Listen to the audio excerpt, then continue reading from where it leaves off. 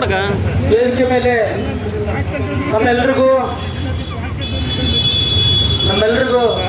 ಶಕ್ತಿ ಕೊಡ್ಲಿಕ್ಕೆ ಆಗಮಿಸಿರುವಂತ ಪರಮ ಪೂಜನೀಯ ಪುಣ್ಯಕೋಟಿ ಸ್ವಾಮೀಜಿಗಳ ಪಾದಾರವಿಂದಗಳಿಗೆ ಕೊಡಮಟ್ಟು ಬೆಳಗ್ಗೆ ನಮ್ಮೆಲ್ಲರಿಗೂ ಆಶೀರ್ವಾದ ಮಾಡಿ ನಮ್ಮ ಹೋರಾಟಕ್ಕೆ ಶಕ್ತಿ ನೀಡಿದಂಥ ಅವರುಗಳ ಶ್ರೀ ಪೂಜ್ಯರಿಗೆ ಸರ್ದಾರ್ ಸೇವಾಲಾಲ್ ಸ್ವಾಮೀಜಿಗಳ ಪಾದಾರವಿಂದಗಳಿಗೆ ಕೊಡಪಟ್ಟು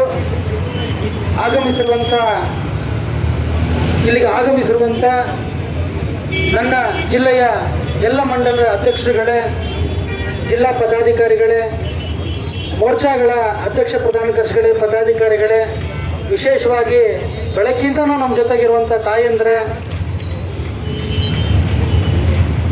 ತಮ್ಮ ಸಮಯವನ್ನು ಕೊಟ್ಟಿರುವಂಥ ಎಲ್ಲ ಹಿರಿಯ ಸಹ ಕಾರ್ಯಕರ್ತ ಹಾಗೂ ಯುವ ಮುಖಂಡರುಗಳೇ, ನಮ್ಮ ಮಾಜಿ ಸಚಿವರು ಹಿರಿಯರಾದಂಥ ರೇಣುಕಾಚಾರ್ಯ ಅವರೇ, ಲೋಕಸಭಾ ಕ್ಷೇತ್ರದ ಅಭ್ಯರ್ಥಿಗಳಾಗಿದ್ದಂಥ ಗಾಯತ್ರಜ್ಞವರೇ, ಮಾಡಾಳ್ ಮಲ್ಲಿಕಣ್ಣವರೇ, ಯಶವಂತಣ್ಣವರೇ, ನನ್ನ ಸ್ನೇಹಿತರಾದಂಥ ರಾಜಹಳ್ಳಿ ಶಿವಕುಮಾರ್ ಅವರೇ, ಆಗಮಿಸಿರುವಂಥ ಸಾಕಷ್ಟು ಜನಪ್ರತಿನಿಧಿಗಳೇ, ಮಾಜಿ ಜನಪ್ರತಿನಿಧಿಗಳೇ, ಹಾಗೂ ಯಾವುದು ಹೆಸರು ತಗೊಂಡಿಲ್ಲ ಅಂತ ದಯಮಾಡಿ ತಪ್ಪು ತಿಳ್ಕೊಬೇಡಿ. ನನ್ನ ಜೊತೆ ಕೆಲಸ ಮಾಡ್ತಿರುವಂಥ ಪ್ರಧಾನ ಕಾರ್ಯದರ್ಶಿಗಳಾದಂಥ ಅಣ್ಣೇಶ್ ಅವರೇ, ಅನಿಲ್ ಕುಮಾರ್ ಅವರೇ, ಎಲ್ಲ ಹಿರಿಯರೇ ಮತ್ತು ಸಹ ಕಾರ್ಯಕರ್ತರುಗಳೇ, ಡಾಕ್ಟರ್ ಎಚ್ ಶಿವಯೋಗಿ ಸ್ವಾಮಿಗಳೇ, ಎಲ್ಲ ಹಿರಿಯರೇ ಮತ್ತು ಸಹ ಕಾರ್ಯಕರ್ತ ಬಂಧುಗಳೇ, ಇವತ್ತು ಇಡೀ ಕರ್ನಾಟಕ ರಾಜ್ಯದಲ್ಲಿ ನಮ್ಮ ಯುವಕರ ಕಣ್ಮಣಿ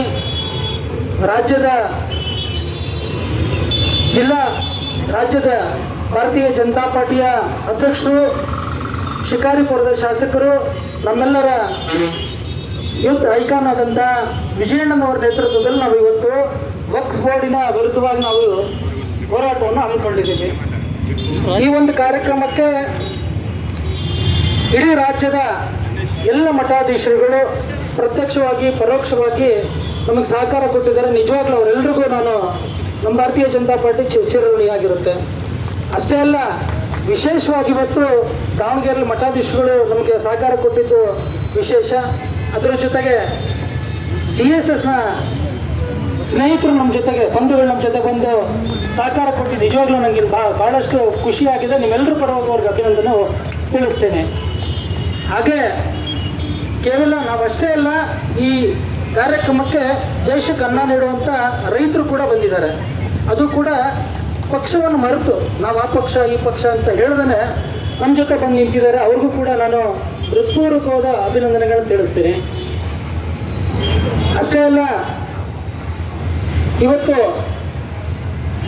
ಸಾಮಾನ್ಯ ನಾಗರಿಕರು ಕೂಡ ನಮ್ಮ ಜೊತೆಗೆ ನಿಂತಿದ್ದಾರೆ. ಯಾವುದೂ ಗೋಚರ ನಾವು ಗೊತ್ತಿಲ್ಲ ಅನ್ನೋಂತಹ ತಮ್ಮ ಜೀವನ ನಿರ್ವಹಣೆ ಅಂತ ಮಾಡ್ತಿರುವಂಥ ಸಾಮಾನ್ಯ ನಾಗರಿಕರು ಕೂಡ ನಮ್ಮ ಜೊತೆಗೆ ಬಂದು ನಿಂತ್ಕೊಂಡಿದ್ದಾರೆ. ಅವ್ರಿಗೂ ಕೂಡ ನಾನು ಹೃತ್ಪೂರ್ವಕವಾದಂಥ ಅಭಿನಂದನೆಗಳನ್ನ ಹೇಳ್ತೀನಿ. ಸ್ನೇಹಿತರೆ, 1900 ನಿಮ್ಮೆಲ್ರಿಗೂ ಗೊತ್ತಿರುವಂಥ ಒಂದಷ್ಟು ವಿಚಾರಗಳನ್ನ ದಯಮಾಡಿ ಕ್ಷಮೆ ಇರಲಿ. ನಮ್ಮನ್ನ ಹಚ್ಚೋರಿಗೆ ಬೇಡ್ಕೊಳ್ಳಿಕ್ಕೆ ಇಷ್ಟಪಡ್ತೀನಿ. ನಮ್ಮ ಭಾರತೀಯ ಜನತಾ ಪಾರ್ಟಿಯ ಗೌರವವನ್ನು ಸ್ವೀಕರಿಸಬೇಕು ಅಂತ ಬರೋದನ್ನು ಕೇಳ್ಕೊಳ್ತೀನಿ.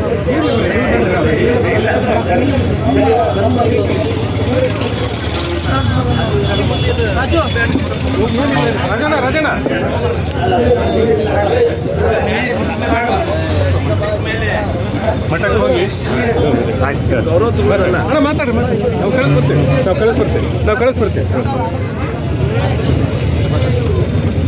ಧನ್ಯವಾದಗಳು ಗುರುಗಳಿಗೆ.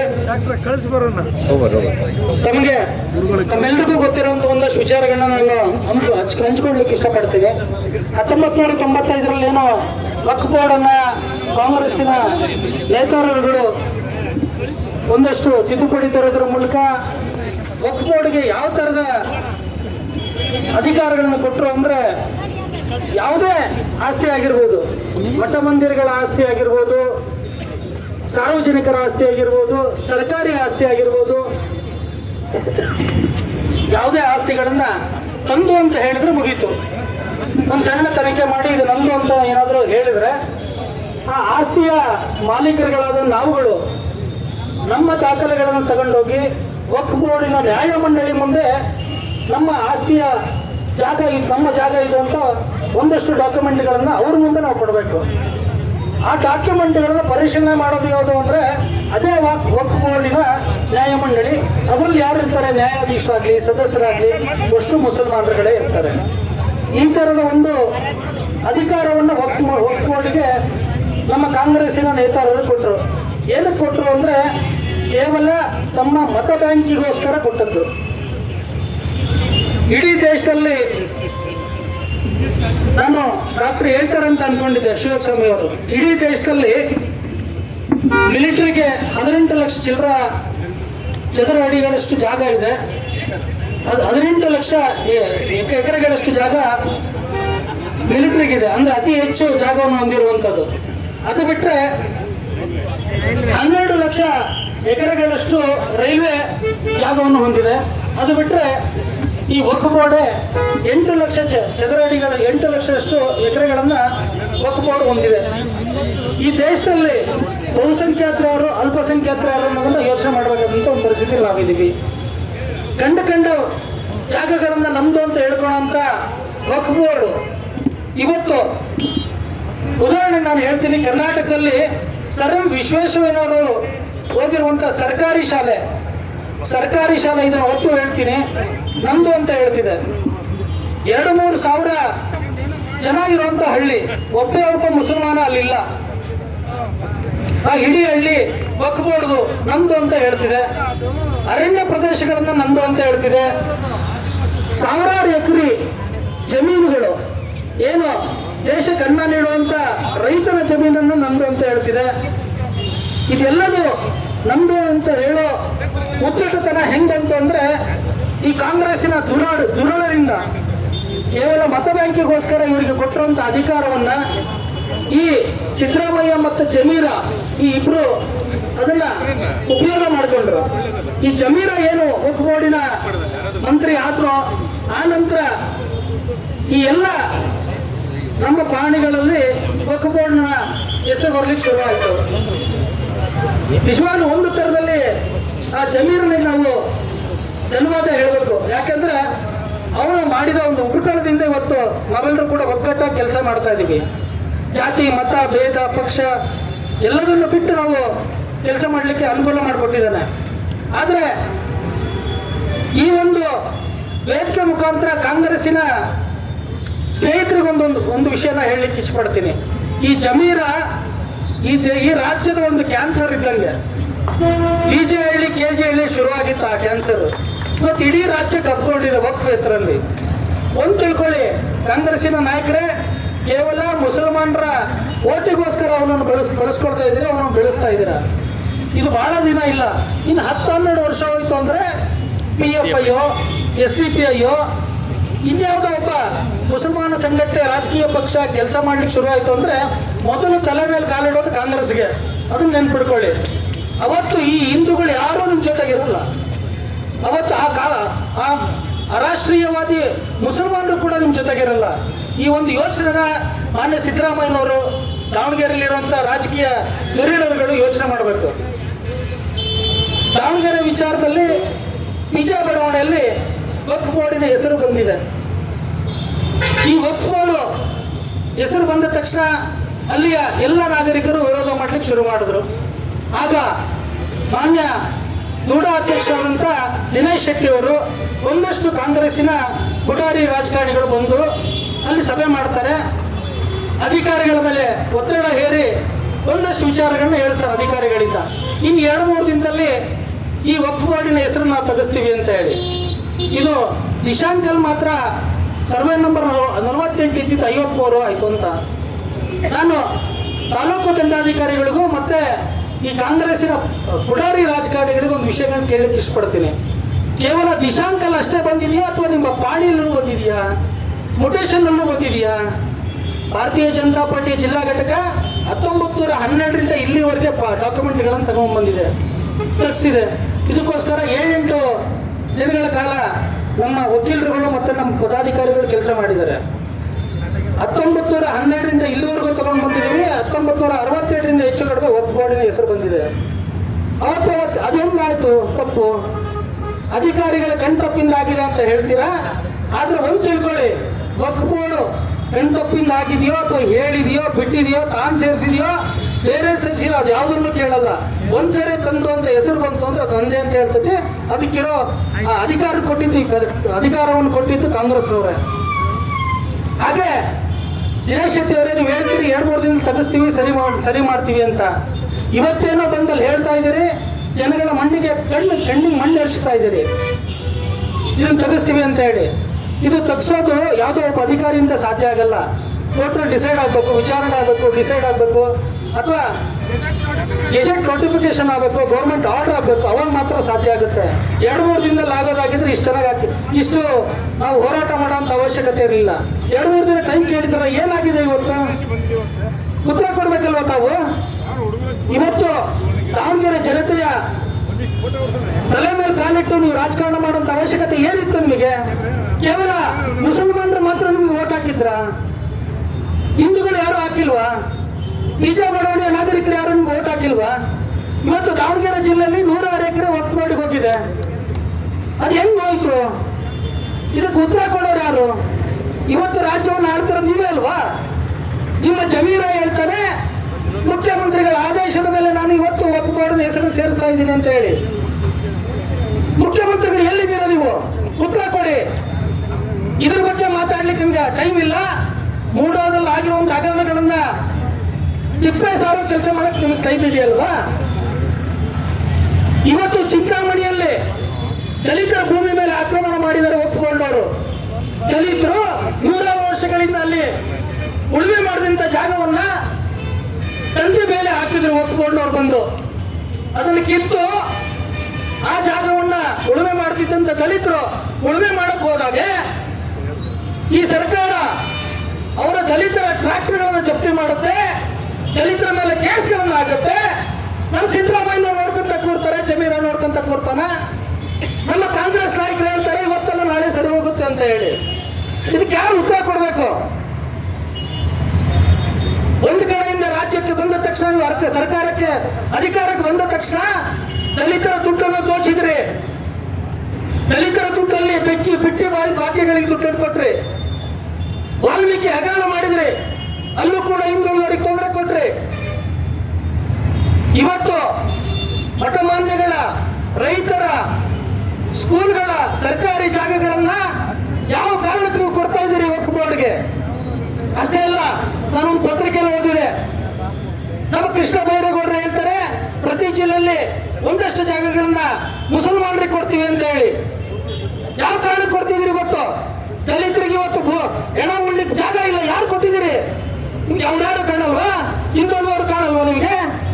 ಇವತ್ತು ರುದ್ರಭೂಮಿಗಳಲ್ಲಿ ಇರುವಂತ ಎಷ್ಟೋ ಹಳ್ಳಿಗಳನ್ನ ನಾನು ತೋರಿಸ್ತೀನಿ ಬನ್ನಿ. ಮೊದಲು ಅವ್ರಿಗೆ ಕೊಡಿ. ನೀವು ಈ ತುಷ್ಟೀಕರಣವನ್ನು ಸಾಕು ಮಾಡಿ. ಈ ದೃಷ್ಟಿಕೋನ ಮಾಡ್ತಾ ನೀವು ಈ ದೇಶವನ್ನು ಇಬ್ಬಾಗ ಮಾಡಿದ್ರೆ ಅವತ್ತು 1942ರಲ್ಲಿ ಇನ್ನು ಎಲ್ಲಿ ಹೋಗ್ತಾ ಇದ್ದೀರಾ? ಇನ್ನು ಏನ್ ಮಾಡ್ಬೇಕು ಅಂತ ಯೋಚನೆ ಮಾಡಿದ್ದೀರಾ ನೀವು? ಈ ದೇಶವನ್ನು ತುಂಡು ಮಾಡಿದ್ರೆ ಸಾಕು. ಈ ದೇಶದಲ್ಲಿ ನಾವು ಕೂಡ ಅಣ್ಣ ತಮ್ಮಂತರು ಅನ್ನೋ ರೀತಿಯಲ್ಲಿ ಜೀವನ ಮಾಡ್ತಾ ಇದ್ದೀವಿ. ಇವತ್ತು ನಿಮ್ಮ ಕುಮ್ಮಕ್ಕಿನಿಂದ ಇವತ್ತು ಆಜಾದ್ ನಗರದಲ್ಲಿ ಹೋಗಿ, ಕೆರೆ ಮಿರ್ಚಿನಲ್ಲಿ ಹೋಗಿ, ನಾವ್ಯಾರಾದ್ರೂ ಹಿಂದೂ ಜನಗಳು ಕೇಸರಿ ಶಾಲೆ ಕಂಡು ಅಡ್ಡಾಡುವಂತ ಒಂದು ಪರಿಸ್ಥಿತಿ ಇದೆಯಾ ಇವತ್ತು? ಅದಕ್ಕೆ ಯಾರ ಕಾರಣ ಇವತ್ತು? ಆದ್ರೆ ನೆನ್ಪಿಡ್ಕೊಳ್ಳಿ, ನಾವೆಲ್ಲರೂ ಕೂಡ ಸಹಿಷ್ಣುವಾದಿಗಳಿದ್ದೀವಿ. ಇವತ್ತಿನ ಬುರ್ಕ ಹಾಕೊಂಡು ಅಡ್ಡಾಡೋಂಥ ಸಹೋದರಿಯರನ್ನು ನೋಡ್ತಿದೀವಿ, ಸುಮ್ಮನೆ ಕೂತಿದ್ದೀವಿ. ಎಟ್ಟ ಬಿಡ್ಕೊಂಡು ಟೋಪಿ ಹಾಕೊಂಡು ಅಡ್ಡಾಡ್ತಾ ಇದಾರ, ನಾವು ಸುಮ್ಮನೆ ಕೂತಿದ್ದೀವಿ. ಹಾಗಂತ ನಾವು ಹೇಡಿಗಳಲ್ಲ ತಿಳ್ಕೊಳ್ಳಿ. ನಾವು ಕೂಡ ಎತ್ತರೆ ನೀವ್ ಯಾರು ನಿಂತ್ಕೊಳ್ಳಕ್ಕಾಗಲ್ಲ. ಒಂದು ಕಡೆಯಿಂದ ಬರೀ ಉಗುಳಿದ್ರೆ ಸಾಕು, ನೀವೆಲ್ಲರೂ ಕೊಚ್ಕೊಂಡು ಪಾಕಿಸ್ತಾನಕ್ಕೆ ಹೋಗ್ತೀರಾ. ದುಡಿಮೆ ನಮ್ದು, ಹಣ್ಣು ನಾವು ನಿಮ್ಮ ಹತ್ರ ಕೊಂಡ್ಕೊಳ್ತೀವಿ, ಮಂಡಕ್ಕಿ ನಿಮ್ಮ ಹತ್ರ ಕೊಂಡ್ಕೊಳ್ತೀವಿ, ನಮ್ ವ್ಯಾಪಾರ ನಿಮ್ಮ ಹತ್ರ ಮಾಡ್ತೀವಿ, ಹೂವನ್ನು ನಿಮ್ಮ ಹತ್ರ ಕೊಂಡ್ಕೊಳ್ತೀವಿ. ಆದ್ರೆ ನೀವು ಮಾತ್ರ ಅರಿಷ್ಟ ಕುಂಭ ಎಲ್ಲ ನಿಮ್ಮ ಹತ್ರ ಕೊಂಡ್ಕೊಳ್ತೀವಿ. ಆದ್ರೆ ನೀವು ಮಾತ್ರ ಗಣಪತಿ ಮೆರವಣಿಗೆ ಕಲ್ಲು ಹೊಡಿತೀರಾ? ಬರ್ರಿ ಸ್ವಾಮಿ, ಇಲ್ಲಿರುವಂತ 90% ವ್ಯಾಪಾರಿ ಮರ ಮಳಿಗೆಗಳು ಇವತ್ತು ಮುಸಲ್ಮಾನರು ಇದಾವೆ. ಅವ್ರ ಜೊತೆಗೆ ವ್ಯಾಪಾರ ಮಾಡ್ತಿರೋದು ನಾವು ಯಾರು? ಹಿಂದೂಗಳಲ್ವಾ? ಇದು ಅಲ್ವಾ ಸಹಿಷ್ಣುತೆ? ನೀವು ನಿಮ್ಮ ರಂಜಾನ್ ಹಬ್ಬದಲ್ಲಿ ಆಜಾದ್ ನಗರದಲ್ಲಿ ಮೀನಾ ಬಜಾರ್ ಅಂತ ಹಾಕ್ತೀರಾ. ಅಲ್ಲಿ ಒಂದು ಸೂಜಿಯಿಂದ ಹಿಡಿದು ಬಂಗಾರದ ಅಂಗಡಿ ತನಕ ತೆರೀತೀರಾ ನೀವು. ನಿಮ್ಮ ವ್ಯಾಪಾರ ನಿಮ್ಮ ಜೊತೆಗೆ, ನಮ್ಮ ವ್ಯಾಪಾರ ನಿಮ್ಮ ಜೊತೆಗೆ, ನಿಮ್ಮ ಕಲ್ಲು ನಮ್ಮ ಗಣೇಶನ ಮೆರವಣಿಗೆ ಮೇಲ. ಇದಕ್ಕೆ ಕಾರಣ ಯಾರು? ಇದಕ್ಕೆ ಕಾರಣ ನೀವು ಕಾಂಗ್ರೆಸ್ ಅವರು ಮಾಡಿರುವಂತ ತುಷ್ಟೀಕರಣ. ಇವತ್ತು ಇದನ್ನು ನಾವು ಯೋಚನೆ ಮಾಡಬೇಕಲ್ಲ. ಬಹುಸಂಖ್ಯಾತರಾಗಿದ್ರು ಕೂಡ ನಿಮ್ಮ ಜೊತೆಗೆ ಸಹಿಷ್ಣುತೆಯಿಂದ ನಾವು ಬದುಕನ್ನು ನಡೆಸ್ತಾ ಇದ್ದೀವಿ. ಅದನ್ನು ಕೇಳಿಸ್ಕೊಬೇಡಿ ನೀವು. ನಾನು ಎಲ್ಲ ಮುಸಲ್ಮಾನರು ನಾನು ದೋಷ ಮಾಡಲ್ಲ. ಅಬ್ದುಲ್ ಕಲಾಂ ಕೂಡ ನಮ್ಮ ದೇಶದ ಮುಸಲ್ಮಾನನೇ. ಅವರನ್ನ ನಾನು ಮುಸಲ್ಮಾನ ಅಂತ ಹೇಳ್ತೀನಿ. ಅರಾಷ್ಟ್ರೀಯವಾದಿಗಳು ನೀವು. ಇವತ್ತು ಭಯೋತ್ಪಾದಕರು ಆಜಾದ್ ನಗರಲ್ಲಿ ಸಿಗಲಿಲ್ವಾ ನಿಮಗೆ? ಉದಾಹರಣೆಗಳು ಬೇಕಾ? ಬಾಂಗ್ಲಾದ ನುಸುಳುಕೋರು ಇವತ್ತು ಆಜಾದ್ ನಗರದಲ್ಲಿದ್ದಾರೆ. ಅವರನ್ನು ಹಿಡಿಲಿಕ್ಕಾಗಲ್ವಾ ನಿಮಗೆ? ವಿಚಾರ ಮಾಡ್ಬೇಕಲ್ವಾ ನೀವು? ನಿಮ್ಮ ತುಷ್ಟೀಕರಣ ಕೇವಲ ಮತ ಬ್ಯಾಂಕಿಗೋಸ್ಕರ ಉಳಿಸ್ಕೊಂಡಿದ್ದೀರಾ ನೀವು. ಆದರೆ ಇವತ್ತಲ್ಲ ನಾಳೆ SDPI ನಂತ ರಾಜಕೀಯ ಪಕ್ಷಗಳು ಬಂದು ಮೊದಲು ನಿಮ್ಮ ತಲೆ ಮೇಲೆ ಕಾಲಿಡ್ತಾರೆ ಅನ್ನೋದನ್ನ ನೆನಪಿಡ್ಕೊಳ್ಳಿ. ಅದನ್ನ ನೆನಪಿಡ್ಕೊಂಡು ನೀವು ಕೆಲಸ ಮಾಡಿ. ಇವತ್ತು ನಾವೆಲ್ಲರೂ ಕೂಡ ರೆಡಿ ಇದೀವಿ. ನಾವೆಲ್ಲರೂ ಕೂಡ ಹಂಗೆ ಬದುಕ್ತಾ ಇದ್ದೀವಿ ಸಹಿಷ್ಣುತೆಯಿಂದ. ನೀವು ಕೂಡ ಹಂಗೆ ಬದುಕಿದ್ರೆ ಚೆನ್ನಾಗಿರುತ್ತೆ. ಇಲ್ದಿದ್ರೆ ನಮ್ಮದೇ ಆದ ರೀತಿಯಲ್ಲಿ ನಾವು ಹೋರಾಟ ಮಾಡಬೇಕಾಗತ್ತೆ. ಅವತ್ತು ಆಗುವಂತ ಎಲ್ಲ ತೊಂದರೆಗಳಿಗೆ ನೀವೇಗಳು ಕಾರಣಗಳಾಗ್ತೀರಾ. ಇವತ್ತು ನಮ್ಮ ತಾಯಂದ್ರು ಕೈಯಲ್ಲಿ ಬಳೆ ಹಾಕೊಂಡ್ರೆ, ಮುಖ ಹಿಡ್ಕೊಂಡ್ರೆ ಎಡಚರರು ಅಂತ ನಮ್ಮ ಶಂಕರನಾರಾಯಣರು ಹೇಳಿದ್ರು. ವಿರೋಧ ಮಾಡ್ತಿದ್ರು. ಅದನ್ನ ಯಾಕೆ ಹಂಗೆ ಹೆಣ್ಮಕ್ಳಿಗೆ ರಿಸ್ಟ್ರಿಕ್ಟ್ ಮಾಡ್ತೀರಿ? ಆ ಡ್ರೆಸ್ ಹಾಕ್ಬೇಡಿ, ಈ ಡ್ರೆಸ್ ಹಾಕ್ಬೇಡಿ ಅಂತ. ಬೆಳಗ್ಗಿಂದ ನೋಡಿದ್ರೆ ಸಾವಿರಾರು ಜನ ಹೆಣ್ಮಕ್ಳು ಇವತ್ತು ಬುರ್ಕ ಹಾಕೊಂಡು ಅಡ್ಡಾಡ್ತಿದಾರೆ. ಎಲ್ಲಿ ಹೋಗಿದ್ದಾರೆ ಎಡ ರಂಗದ ಎಡಚರಗಳೇ. ಇವತ್ತು ಹೇಳಕ್ಕೆ ಆ ಸಹೋದರಿಯರು ಯಾಕಂದ್ರೆ ಬೇಯಬೇಕು ಅವರು. ಇವತ್ತು ನೀವು ಅವ್ರಿಗೆ ಹೇಳಿ. ಇವತ್ತು ಇರಾನಲ್ಲಿ ಕಿತ್ತು ಬಿಸಾಕಿದ್ದಾರೆ ಹೆಣ್ಮಕ್ಳು. ಇವತ್ತು ದಾವಣಗೆರೆಯಲ್ಲಿ, ಕರ್ನಾಟಕದಲ್ಲಿ ಪ್ರತಿ ಮನೆಯಲ್ಲಿ ಎಲ್ಲರೂ ಇವತ್ತು ಬುರ್ಕ ಹಾಕೊಂಡು ಅಡ್ಡಾಡ್ತಿದ್ದಾರೆ. ನಮ್ಗೇನ್ ತೊಂದರೆ ಇಲ್ಲ ಸ್ವಾಮಿ. ಆದ್ರೆ ಈ ನೆಲದ ಕಾನೂನು ಎಲ್ರಿಗೂ ಒಂದೇ ಇರ್ಬೇಕಲ್ವಾ? ಪರೀಕ್ಷೆ ಬರೆಯಕ್ ಹೋದಾಗ ಅಡ್ಡ ಮಾಡ್ತೀರಿ. ನಮ್ ತಾಯಂದ್ರಿಯ ತಾಳಿಯನ್ನು ತೆಗೆಸ್ತೀರಿ, ಕಿವಿ ಓಲನ್ನು ತೆಗೆಸ್ತೀರಿ. ಬುರ್ಕ ತೆಗ್ಸಕ್ಕಾಗಲ್ವಾ ನಿಮಗೆ? ಕಾಂಗ್ರೆಸ್ಸಿನ ನಾಯಕರೇ, ನಿಮ್ಮ ತುಷ್ಟೀಕರಣದಿಂದ ಇವತ್ತು ಇಡೀ ರಾಷ್ಟ್ರನೇ ಹಾಳಾಗ್ತಾ ಇದೆ. ಒಂದು ಬಾರಿ ಪಾಕಿಸ್ತಾನ, ಬಾಂಗ್ಲಾದೇಶ ಅಂತ ಹೊಡೆದು ಚಿತ್ರ ಮಾಡಿದ್ರಿ. ನಿಮ್ಮ ಅಪ್ಪನ ಮನೆ ಆಸ್ತಿ ಅನ್ನೋ ರೀತಿಯಲ್ಲಿ ಹಂಚಿಕೊಟ್ಬಿಟ್ರೆ ಇವತ್ತೇನು ಹಂಚ್ಕೊಟ್ಲಿಕ್ಕೆ ಕೊಟ್ಟಿದ್ದೀರಿ? ಇಡೀ ದೇಶದಲ್ಲಿರುವಂತ ಭೂಮಿನ ಒತ್ತು ಮಾಡಿ ಬರ್ಕೊಡಕ್ಕೆ ಹೊಟ್ಟಿದ್ದೀರ ನೀವು. ಏನ್ರಿ ಇದೆ ಇವ್ರದ್ದು? CM ಇಬ್ರಾಹಿಂ ಹೇಳ್ತಾನೆ, ಮಂತ್ರಾಲಯ ಕೊಟ್ಟಿದ್ದು ನಮ್ಮ ನವಾಬ ಅಂತ ಹೇಳಿ. ನನ್ನ ಸಹೋದರಿ ಹೇಳಿದ್ರು, ಈ ದೇಶಕ್ಕೆ ಇಸ್ಲಾಂ ಬಂದಿತ್ತ ಮೊದಲು? ಮರಳುಗಾಡದಲ್ಲಿ ಹುಟ್ಟಿದಂತ ಇಸ್ಲಾಂ ನಿಮ್ದು. ನಾವು ನಿಮಗೆ ಭಿಕ್ಷೆ ರೀತಿಲಿ ಜೊತೆ ಜೋಡಿಸ್ಕೊಂಡಿದೀವಿ. ನಿಮಗೆ ಜಾಗ ಕೊಟ್ಟಿದ್ದೀವಿ. ನಿಮಗೆ ನವಾಬ ಅವತ್ತು ಬಂದ ಹೋದ. ಈ ದೇಶದ ಪ್ರತಿಯೊಂದು ಇಂಚು ಜಾಗ ಕೂಡ ನಮ್ದು. ವಕ್ಫ್ ಬೋರ್ಡಿಂದಲ್ಲ, ಇಡೀ ದೇಶದ ಇಂಚು ಕೂಡ ಹಿಂದೂಗಳದು ಅನ್ನೋದನ್ನ ನಾನು ಈ ಪ್ರತಿಭಟನೆ ಮೂಲಕ ಹೇಳಲಿಕ್ಕೆ ಇಚ್ಛೆ ಪಡ್ತೀನಿ. ಹಾಗೆ ನಮ್ಮ ಮಠ ಮಂದಿರಗಳಿಗೆ ರೈತರ ಜಮೀನಿನ ಕಣ್ಣು ಆದ್ಯತೆ ಆದ್ರೆ ನಿಮ್ದೇ ರೀತಿ ನಾವು ಉತ್ತರ ಕೊಡ್ಲಿಕ್ಕೂ ತಯಾರಿದ್ದೀವಿ. ಅದನ್ನ ಮಾನ್ಯ ವಿಜೇಂದ್ರ ಅವರ ನೇತೃತ್ವದಲ್ಲಿ ಈಗಾಗಲೇ ಶುರು ಮಾಡಿದ್ದೀವಿ. ಈ ಹೋರಾಟ ಯಾವ ಹಂತಕ್ಕೆ ಹೋದ್ರೂ ಕೂಡ ನಾವು ಯೋಚನೆ ಮಾಡೋದಿಲ್ಲ ಅಂತ ಹೇಳ್ತಾ, ಇವತ್ತು ನಿಜವಾಗ್ಲೂ ಬಹಳ ಖುಷಿ ಆಗುತ್ತೆ. ಬೆಳಗ್ಗೆಯಿಂದ ಇಲ್ಲಿಯವರೆಗೆ ನಮ್ಮ ಸಹಕಾರ ಮಾಡಿದಂತ ಎಲ್ಲ ಕಾರ್ಯಕರ್ತರಿಗೆ, ಹಿರಿಯರಿಗೆ, ಮತ್ತೆ ಸಹಕಾರ್ಯಕರ್ತರಿಗೆ, ಯುವಕರಿಗೆ ಧನ್ಯವಾದಗಳು. ಫಸ್ಟ್ ಮಲ್ಲಣ್ಣ ಬಂದಿದಂತೆ ಅವರಿಗೆ ಮೊದಲನೇದಾಗಿ ಹೇಳ್ತೀನಿ. ಹಾಗೆ ನಾವು ರಕ್ಷಣೆ ಕೊಟ್ಟಿರುವಂತ ಆರಕ್ಷಕರಿಗೆ, ನಮ್ಮ ಸುದ್ದಿಯನ್ನು ಬಿತ್ತರಿಸಿ ಬಂದಿರುವಂತಹ ಸುದ್ದಿ ಮಾಧ್ಯಮದವರಿಗೆ ಎಲ್ರಿಗೂ ಭಾರತೀಯ ಜನತಾ ಪಾರ್ಟಿಯ ಜಿಲ್ಲಾ ಘಟಕದ ವತಿಯಿಂದ ವಂದನೆಗಳನ್ನ ಹೇಳ್ತಾ ನನ್ನ ಮಾತಿಗೆ ವಿರಾಮ ಕೊಡ್ತೀನಿ. ಭಾರತ